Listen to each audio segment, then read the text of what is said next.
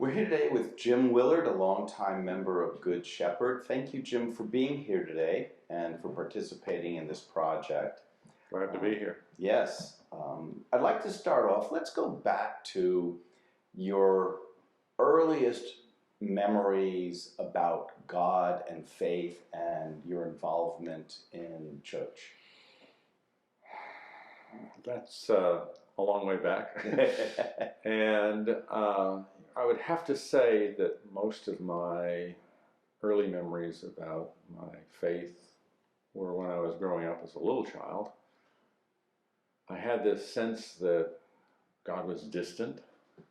I had this sense that everything stopped 2,000 years ago, and that nothing new had happened with God since then. And that's the naivety of being a young child, I'm sure. I grew up in Boston, Massachusetts, which was predominantly Catholic, and I will tell you, it was an interesting thing that when I discovered that I was an Episcopalian, that I was neither Protestant nor Catholic, which was very strange, and I didn't understand it, nor was I necessarily sure it was a good thing. So my early youth was in Sunday school and beginnings of your understanding of what God is, who God is. And I was blessed to have teachers who were also very open, and I guess the best way to put it would be their concept of God was one of a loving, caring God. And that kind of formed the basis for my early childhood. Did that make you feel a little bit more connected and more involved in your faith at that time? I think it's arguable whether I'm really thinking faith when I was a little kid. So, to answer it in a general way, yes, it probably did. It certainly made me feel like I was part of something, that there was something more to this world than just what I was doing on any given day in school or out play or whatever. But I don't think I formed any real serious faith understanding for many years after that. What was that turning point for you? I had more of an evolutionary. I never had one of these mountaintop, there's a big revelation and all of a sudden I understand faith, or I understand my feelings about faith. More along the lines of, I slowly began to emerge into being involved with Christian formation.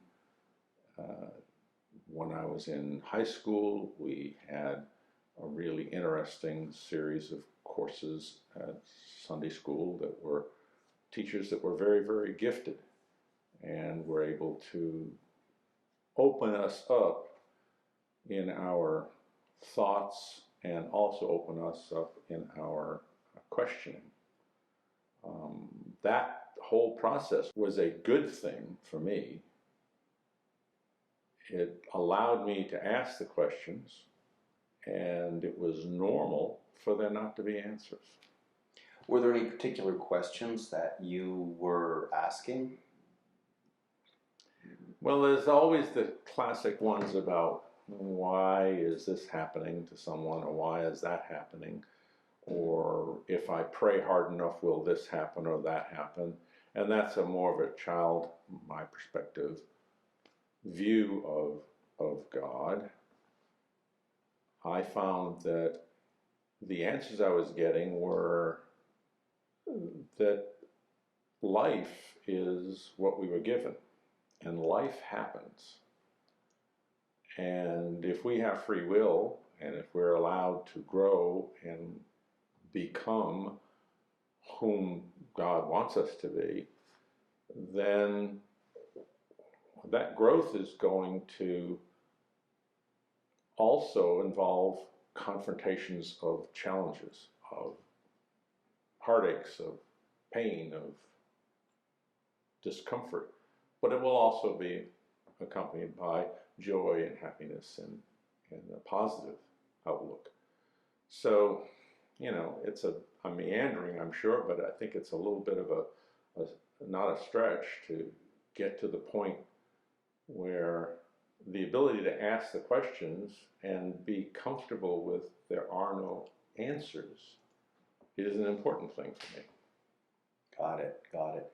From our earlier conversation, I remember you talking about military service and going to Vietnam, and for particular spiritual struggle you had that you got help with. That was an interesting one. I was already out of college. This was the Vietnam era, and I was at Northeastern University in Boston. I graduated from college and immediately was commissioned into the military. I started working for IBM and went on active duty about 10 months after I had graduated from college. My first year of service was at Aberdeen Proving Grounds in Maryland, but shortly into that, probably about 6 or 8 months into that, it was clear that I was going to be going overseas. And I remember having this serious challenge. I was not living at home because I was down in Maryland at the time. But I came home to visit with my parents. And I went to see the priest at our church because I was faced with this difficult and emotionally hard decision. And that was, what am I going to do if I'm over in Vietnam and I have to kill someone? Or I'm in a situation where two people, me and someone else, one of us is going to die. And that priest gave me an awful lot of help in trying to discern what was going on. And one of the interesting things he said was, what happens in the world and how the politics of the world evolve and how wars occur is not about God. He said, it's about who we are and how we approach it. And he said, you're the person that I think you should do what you need to do in a situation. And if it's you or someone else, he said, I'd like to see you come home. That's not to say he wants the other person dead. So he tried to give me a sense of a little bit more comfort with the fact that I was going to be in a combat situation. Now, Vietnam was a very different war than many wars prior to that. It was a war in which, for all practical purposes, when you were on base, it was like being stateside. We had dial telephones, we had movie theaters, we had all kinds of stuff that was just very, very what you would see in a stateside base. But if you were not on base, it was a combat world. We carried loaded weapons with us. When we were on base, our weapons were in the armory and the ammunition was stored separately from the weapons. So it's a very, very conflicting world. And I think that created a lot of problems for a lot of people. I was fortunate, since I was in ROTC, I had gone in as an officer and I was in the Signal Corps and I was in a relatively safe place. So I did not experience most of the trauma that many of the people who went to Vietnam did. But it sounds like the priest you spoke with helped you deal with the potential for what you might have to do and that spiritual crisis. Yes, because if we really take our faith seriously, we have to start thinking about what does it mean to pay attention to the Ten Commandments, to love your neighbor as yourself, to, as our baptismal covenants say, seek and serve Christ in all persons. Those are things that are not easy to answer. And the answers we get from those are not ever fully comfortable. Life isn't always fully comfortable. Now, were you always a regular churchgoer through your young adult years? Okay, so that's an interesting one as well. See, everything is interesting. We have my youth, and we went to church and Sunday school every Sunday. And that went all the way up through high school and even in college, because going to Northeastern University and living in a suburb of Boston, I did not live on campus. Didn't have to live on campus. I lived at home, so we went to church on Sunday. When I graduated from college and went to work for IBM up in Vermont, Burlington, Vermont, I went more sporadically, probably 4 or 5 times a year. It wasn't just Christmas or Easter, but it wasn't also every Sunday. Once a season. When I went in the military, I probably didn't go to church hardly at all. While I was in Vietnam, I went probably more than I did when I was in Maryland, which is ironic. And after I got out of the military, went back to IBM, ended up moving to New Jersey and then finally down to Lexington in 1975.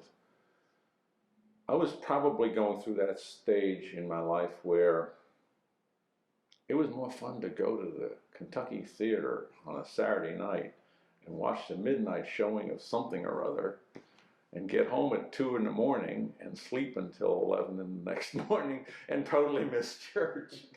So that's just the where it was. My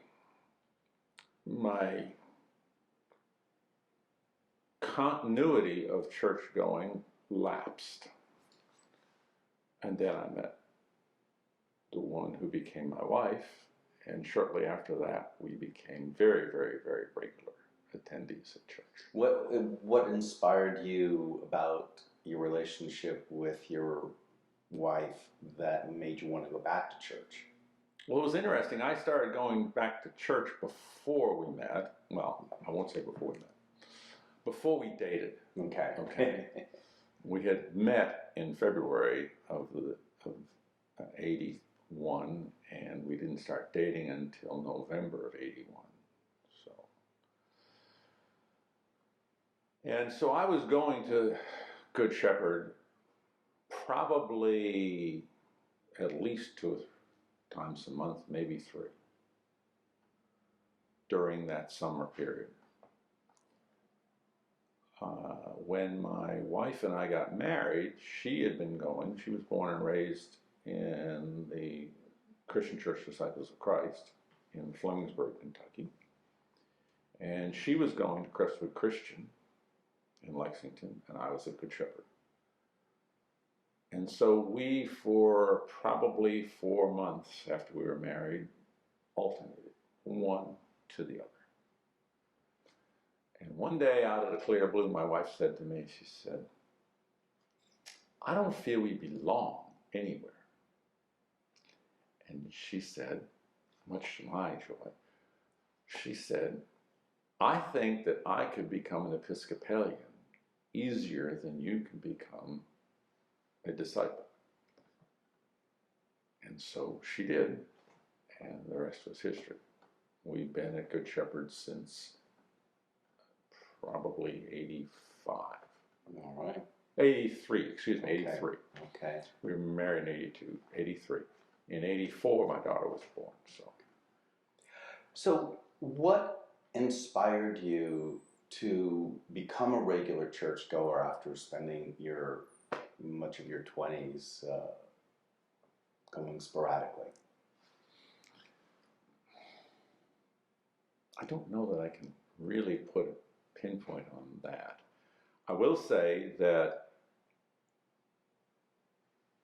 it became obvious to me that things like marriage and the marriage ceremony triggered some latent thoughts in my brain. But I will also have to say that it maybe just felt like it was the right thing to be doing. And to be perfectly candid, it was the right thing for us.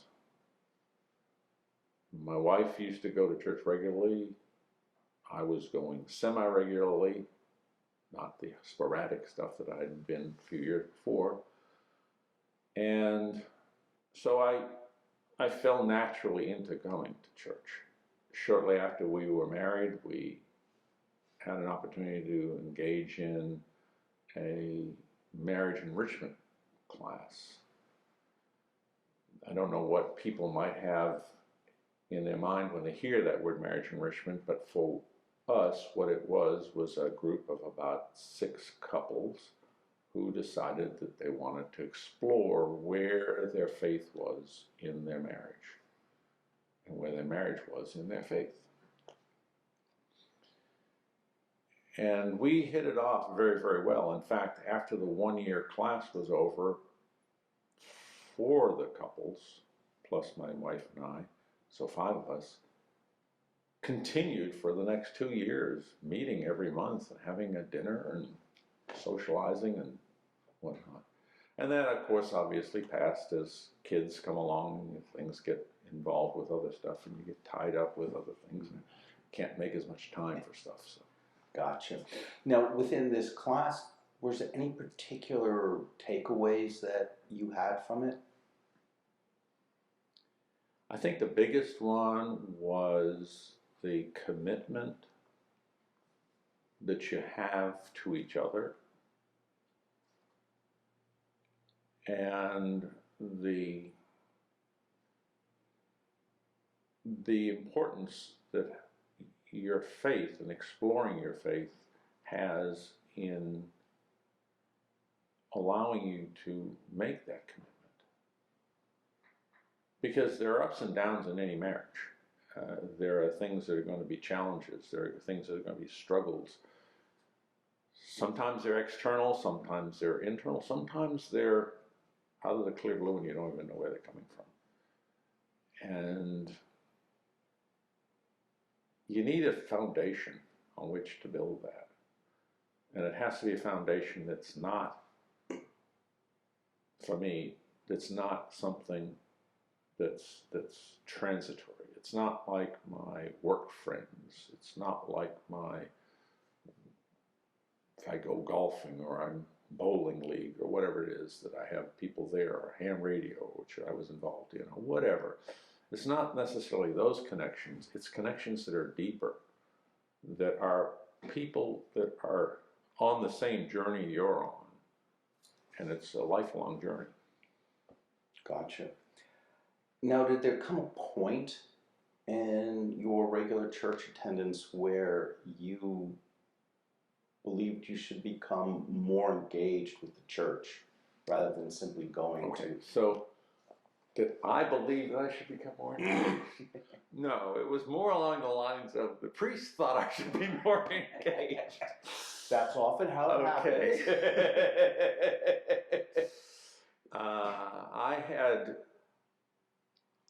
I had taught Sunday school when I got out of high school and was going to college at the church I was growing up in.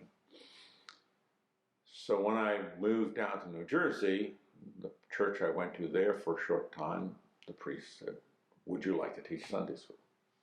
And so I did. When I got the Good Shepherd, and shortly after Mary and I were married,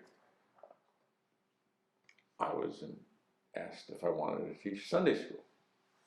And I sat there and said, "Gosh, it seems like all they ever want me to do is teach Sunday school." Okay.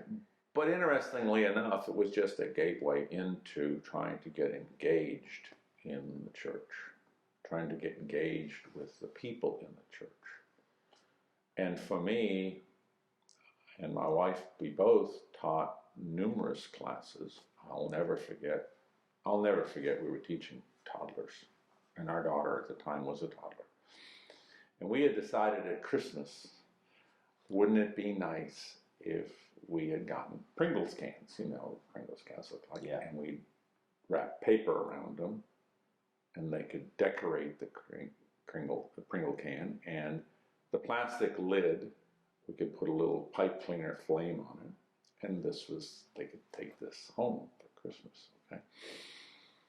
And I will never forget, and I will not name his name, this little boy was there in his adorable little three-piece suit.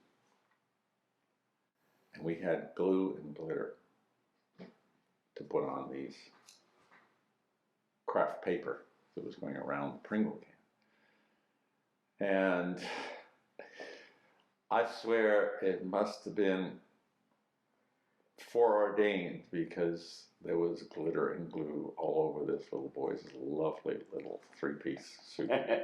And his mother was probably very unhappy.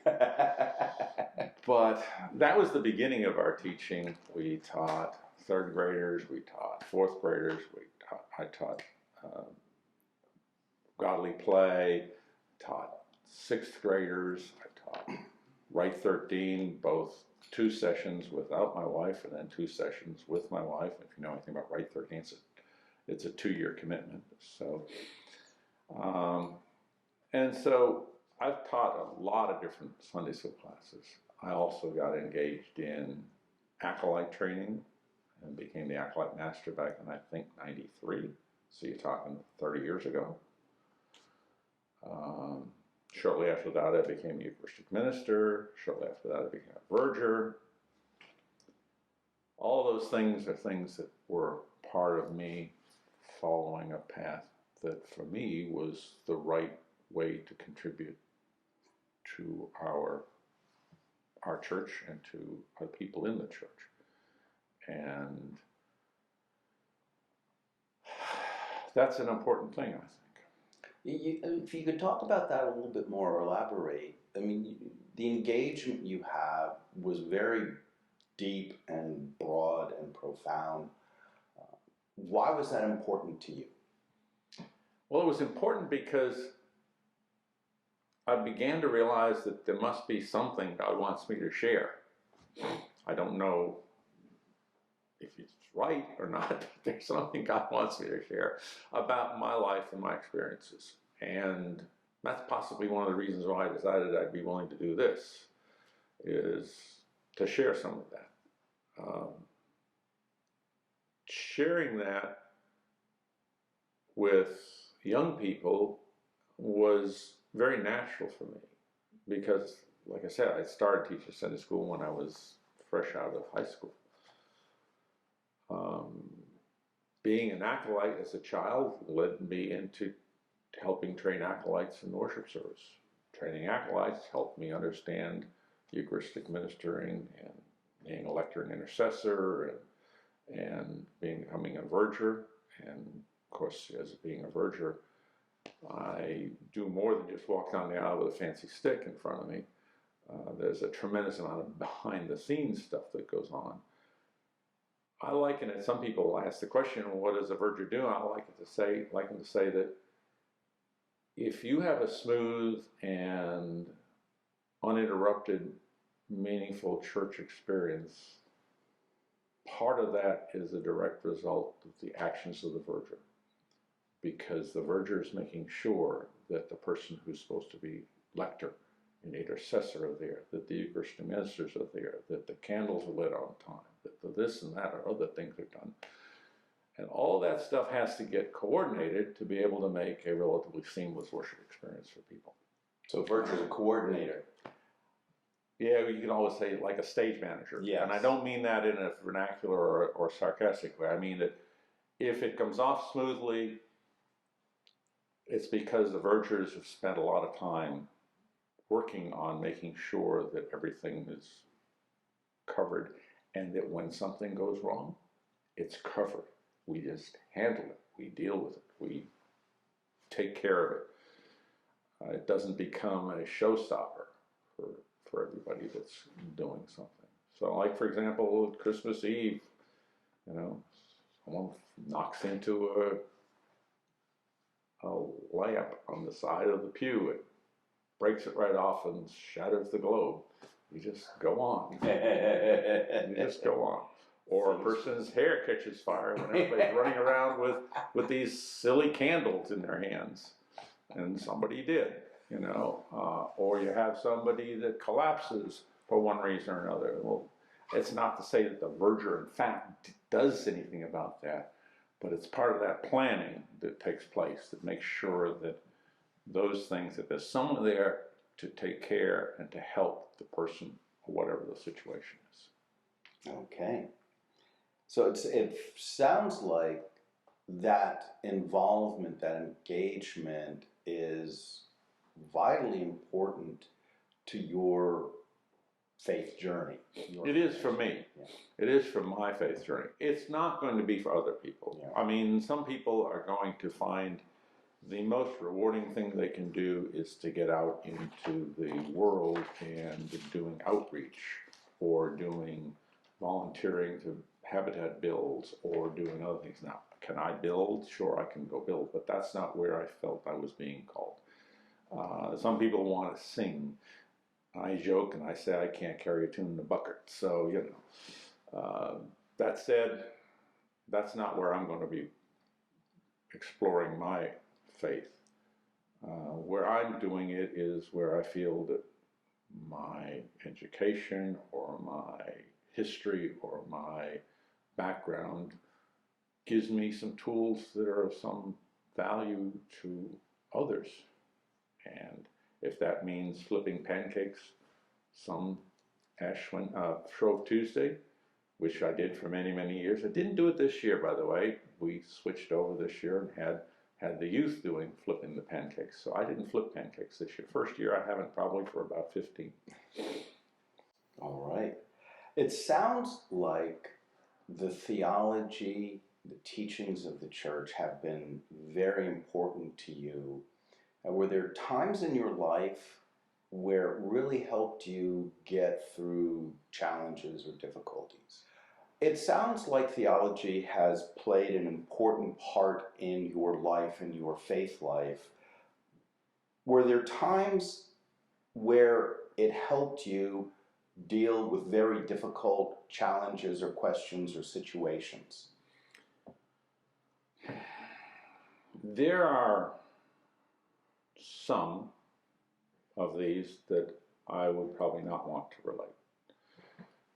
And I think that you can understand that if it involves other people and it involves some confidentiality, it would probably not be appropriate. It's fine in an EFM environment where everybody's committed to some privacy, but on a videotape might not be appropriate. But will be able to say a couple of individual things maybe that will help. One of them was back, I can't remember how many years ago this was. It was quite some time ago, probably in the 90s, mid-90s. I was at a Lenten program, and it was being led by Mary Purcell, a priest at Good Shepherd at the time, who was covering the Ten Commandments during this Lenten program.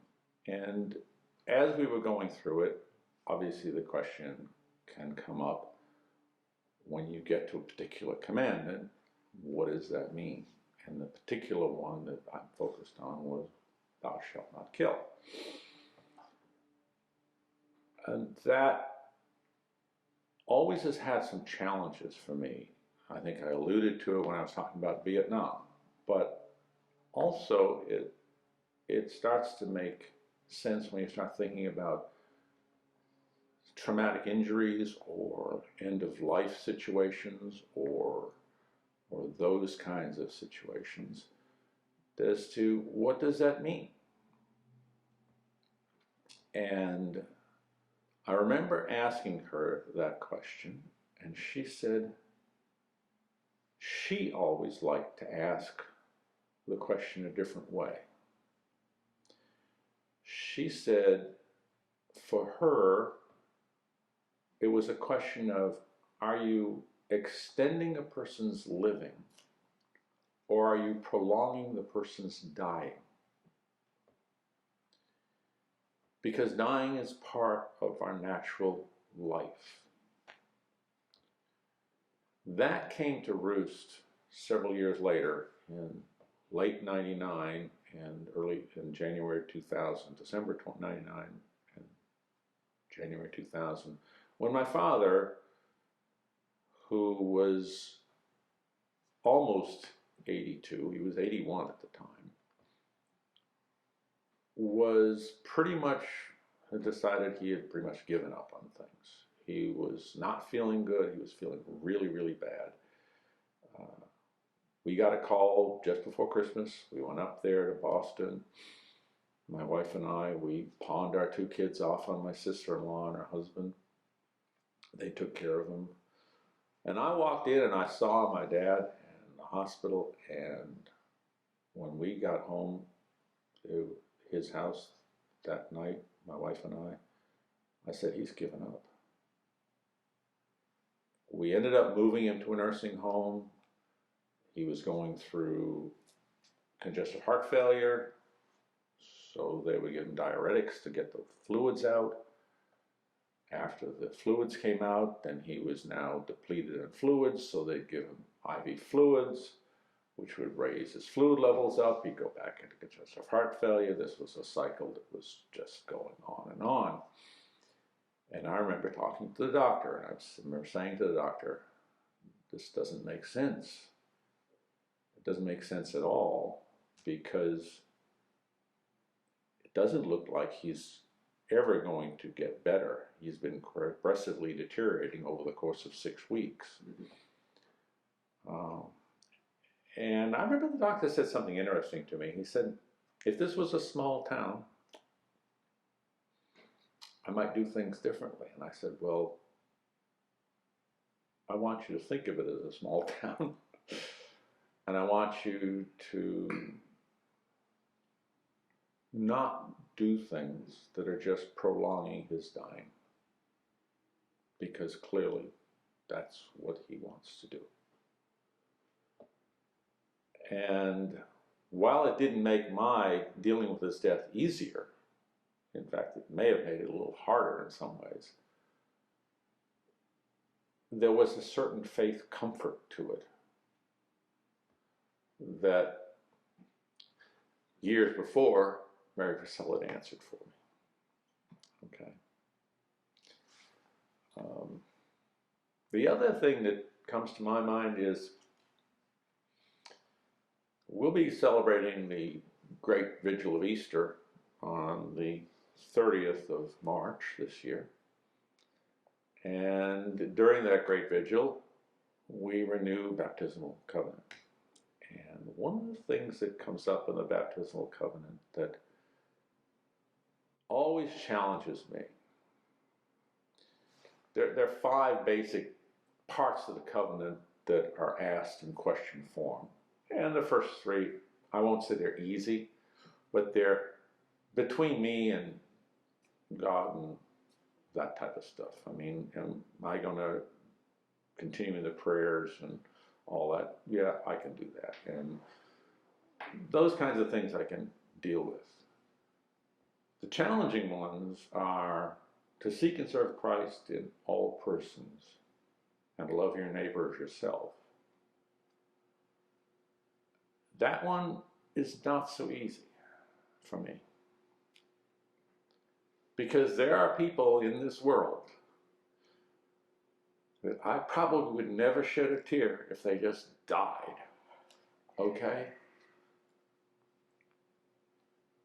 And to try and seek Christ in people like that is a really difficult thing for me. I don't know how to find Christ in them. At least I don't see it exemplified in any of their actions. And I don't know them well enough, some of them, to be able to delve into it on a personal level. So that is a challenge. And I'll bring it into a little bit more focus. It can also be a challenge when you're dealing with a person that you do know. And what's going on is anything but Christ-like. And I'll never forget Father Henry when I was talking to him about this. call to mind a little section of Mark in which a young man comes to Christ and says, you know, what do I need to do to inherit everlasting life? And Christ says, well, you need to love the Lord your God with all your heart, soul, and mind, love your neighbor as yourself. And he says, well, I've been doing that. He says, you need to, then you need to give away all that you have and follow me. And the young man said, I can't do that. And Jesus says, it says right there in Mark, Jesus loved him and let him go. That's a pivotal thing to think about. I don't have to have a relationship with someone if they don't want to be part of a relationship. I can let them go. It's not my job to save their soul. I got enough problems with my own. Don't we all? It's okay for me to love them and let them go. And if they ever choose to come back into a relationship, that's fine. It's sort of like it's easier to compare this, I think, to I can forgive someone even though I may never forget the pain that was caused by what they might have done. It's hard to forget. Probably harder to forgive, but forgiveness isn't. But see, forgiveness in the context I'm now working on it from, forgiveness is not condoning the action. No. Forgiveness is me relinquishing the effect it has on me. And that is within your control. And that's within my control. And maybe loving somebody, even if you let them go, could one day help them come back to a better way. One can pray. One can pray. Maybe it does, maybe it doesn't. Okay. Well, we're almost done, but there's always a question that I like to make sure I ask. If there is one piece of advice you can give anyone with regards to Good Shepherd or their involvement in any church or their faith, what would that be? I love these open-ended questions. No, this one is one I've thought about for some time. And I think it's, if you want to be part of a faith community and you want your faith to grow and you want God to have opportunities to work in your life, I think the only way I can do that is have to become engaged in the community. I have to actively become engaged. That I have to be part of the community, that I have to care about the people in the community, that I have to work in the community with whatever skills I have available to make that journey happen.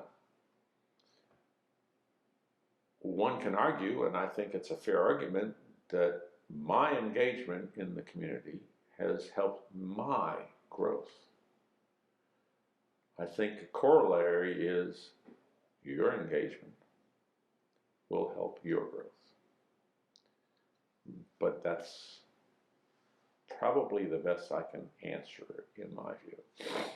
The more you give, the more you get. It's ironic. It's not a zero-sum game. Okay, love is not a zero-sum game. It's wherever you give love, there's plenty more to give. Well, Jim, thank you so much for being with us today and sharing your experiences. I think this could be very helpful for many people. I hope so. Thank you. Thank you.